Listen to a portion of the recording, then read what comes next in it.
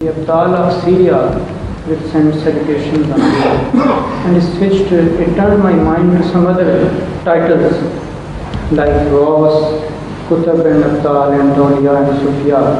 So will you please kindly explain these titles? And secondly, are they mentioned in the Hadith? Please.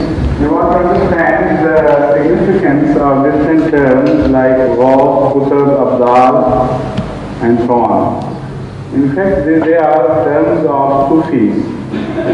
They, like the Quranic terminology of Nabi, Siddiq, Shaheed, Saleh, they have also made their own terminology into 4 ranks. The top among them is Kutab.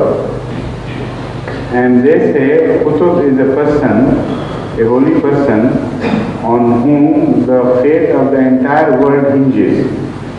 And according to their view, there has to be a Kutab in the world, or the whole world will be destroyed. Then next comes in order Ghaus, and then Abdal, and so on and so forth.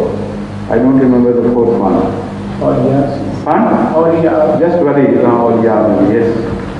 So why should we use that terminology? Normally it is not to be preferred, but it has become a part and parcel of Islamic history now, and many people understand this. This is why perhaps it has been also used in Ilham. That is the Ilham you are referring to. And Abdal Sham means pious people from Syria, but it's not exactly the Sufi terminology that is used. Abdal means, in general terms, Abdal means pious people. They are pious people from Syria who will send the Islam to you, or dua will pray for you. Yaduna laka Abdal Sham. This is the, I think as I remember correctly, this is the wording of the Islam. Yusalluna Yaduna bhi hai aaj. Yaduna ये भी आता है ना. हाँ, Yusalluna भी है, Yaduna भी है. So anyway, you check it out. I remember both. So that may be a prophecy for the future to be fulfilled. But you must remember that Sham is not the present day Sham, which has been mentioned there. Most of the people commit this mistake that a word is used geographically to define a place, while after that usage of the word, the geography has changed. And later on people confine that word to the changed geography, which is wrong. For example, when Hazrat Muhammad Mustafa sallallahu alaihi wasallam used the word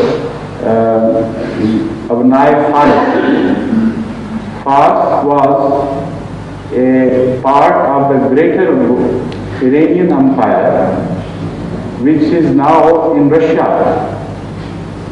So the present day Iran doesn't have that Fars area. Most of that area now is under Russian domination. So when Hazrat Muslim was revealed this, Syria was much greater than this, and the Palestinians were all a part of Syria. So this Ilham has been fulfilled with some prominence, because out of all the Arab world, it is the Syrians, that I mean the greater Syria of the time when this Ilham was revealed to Hazrat Muslim Islam. Of all the Arabs, they are the people who have accepted Ahmadiyyah in large number, and they are foremost in their devotion and sacrifices for the sake of Ahmadiyyah. So that Ilham has partly been fulfilled, and even today 2 Syrians, that is the present day Palestinians, are sitting with us in this session. One is Mr. طاهر, and the other is the present, yes please, the present President Mahmoud Oda. Yes please.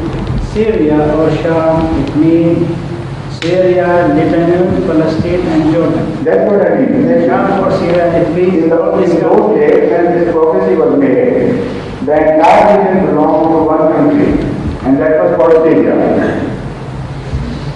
So Aleppo, I think, is called Aleppo. Yeah, Aleppo in Syria. It's the same thing. Yeah. Syria is now also a political denomination of the area, but Aleppo is a general term still used for the whole region. Dimashq.